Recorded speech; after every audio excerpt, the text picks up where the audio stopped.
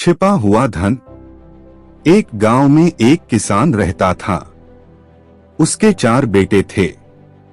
किसान मेहनती था, लेकिन उसके चारों बेटे आलसी थे।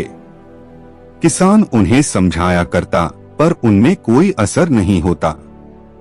किसान जब बूढ़ा हो गया और उसे लगने लगा कि अब उसके कुछ ही दिन बच गए हैं, तो उसने अपने चारों बेटों को बुलाया और उनसे कहा, सुनो बेटों, अब मैं कुछ ही दिन का मेहमान हूँ। मरने के पहले तुम्हें एक राज की बात बताना चाहता हूँ।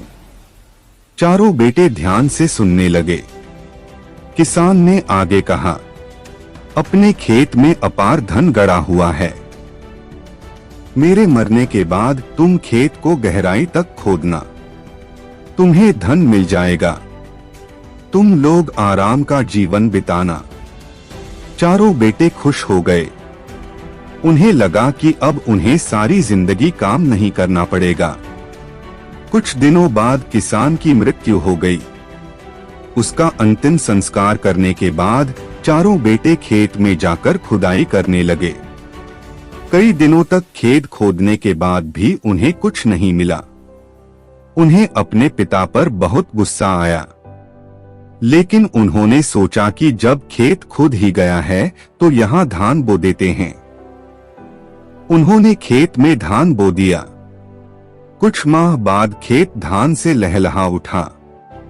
धान बेचकर उन्होंने अच्छा खासा धन कमा लिया। उस दिन उन्हें अपनी पिता की बात का अर्थ समझ आया कि उनके खेत में अपार धन छुपा है, बस उन्हें मेहनत करने की जरूरत है। उन्होंने उस दिन से जीतोड़ मेहनत करने का संकल्प ले लिया।